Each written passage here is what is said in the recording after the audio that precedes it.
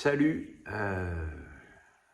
je vous fais une petite vidéo, pas du fond de mon lit, mais du fond de mon canapé, mais enfin ça revient un petit peu au même, parce qu'il y a un match important des Bleus samedi soir au parc, hein. Merci le RER, comme ça on n'ira pas dans ce stade de France que je déteste. D'ailleurs j'ai pu constater que ça plaisait pas beaucoup, bon pas pour les mêmes raisons à Noël Le Graët. Et la France donc joue le redoutable Kazakhstan. Mais bon, il y a une place en Coupe du Monde à jouer, donc c'est un match important. Ou du fait d'absences quand même marquantes dans le groupe, hein, la charnière centrale, Kimpembe, Varane, Pogba, on se triture les méninges d'une façon qui m'étonne un petit peu d'ailleurs sur le plan tactique. Est-ce qu'il y a besoin d'une tactique pour battre le Kazakhstan à domicile? Voilà. Est-ce qu'il y a besoin de jouer avec 3 arrières centraux, 2 pistons, deux milieux travailleurs et 3 offensifs contre le Kazakhstan? Je ne pense pas non plus. Je pense que Didier Deschamps non plus ne pense pas ça.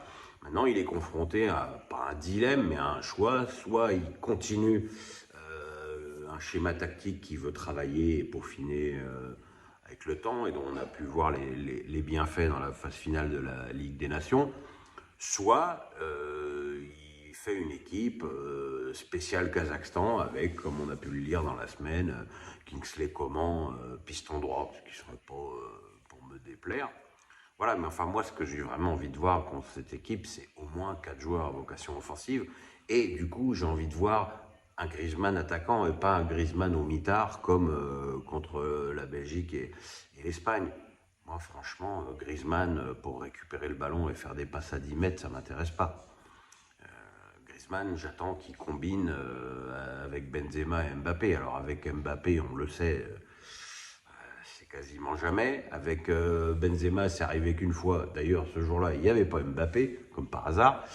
Donc, est-ce que c'est pas l'occasion d'avoir un match où on oblige Griezmann à être vraiment en position offensive pour voir de meilleures combinaisons entre ces 3 joueurs qui détiennent quand même une grande partie de l'avenir et de la vérité de cette équipe de France. Voilà. L'autre débat, c'est qui est à droite. Donc effectivement, ça peut être Coman. Moi, j'ai un peu envie de dire qu'on est dans un désert absolu dans cette zone.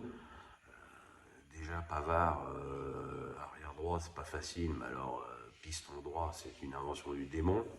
Dubois, plus le profil pour jouer piston droit, mais en a-t-il le niveau? Je pense que les supporters lyonnais sont les premiers à dire non. Et pendant ce temps-là, Jonathan Klaus regardera tout ça à l'anse dans son canapé. Voilà, c'est l'école des champs. T'as 29 ans, tu joues pas la Coupe d'Europe, tu joues en Ligue 1, pas de bleu pour toi. Alors, je sais qu'il n'aime pas céder à la pression médiatique, mais c'est vrai que à ce poste-là, où il y a vraiment une déficience claire, ça valait peut-être le coup, surtout contre un adversaire aussi facile, d'essayer ce joueur. Je le regrette. J'ai pas la même position pour Payet, Savanier ou Laborde, qui eux sont dans des zones où il y a des joueurs confirmés et présents, où il n'y a pas de déficit ou les mêmes problèmes. Donc c'est vraiment dommage pour Klaus. Voilà, maintenant, est-ce qu'on va avoir une défense à 3 ou pas? Mécano, Koundé et un troisième larron, Hernandez. Est-ce que c'est utile? Est-ce que c'est utile de jouer à 3 défenseurs centraux? Maintenant, évidemment, on ne va pas non plus tout changer parce que c'est le Kazakhstan, mais il faudrait peut-être avoir une configuration plus offensive. Je pense que quand tu es au milieu de terrain défensif, ça suffit largement. Voilà. Qu'est-ce qu'on attend de ce match? On attend une qualification, évidemment, on attend des buts, on attend du spectacle, parce que marquer beaucoup de buts, c'est jamais anodin, même contre une petite équipe. Ça fait gonfler les stats, ça fait gonfler la confiance, et que voilà, c'est un moment important. Voilà. Après, si je peux me permettre de terminer sur une appréciation un peu plus personnelle, qu'est-ce qu'on se fait chier avec ces trêves internationales. C'est vraiment dans ces moments-là que la Ligue 1 nous manque. Qu'est-ce qu'on s'emmerde. Et j'ai envie de dire quelque part, qu'est-ce qu'on s'en fout. Ça, c'est un autre débat, plus vaste, plus intéressant, et certainement à creuser. Bon week-end les enfants.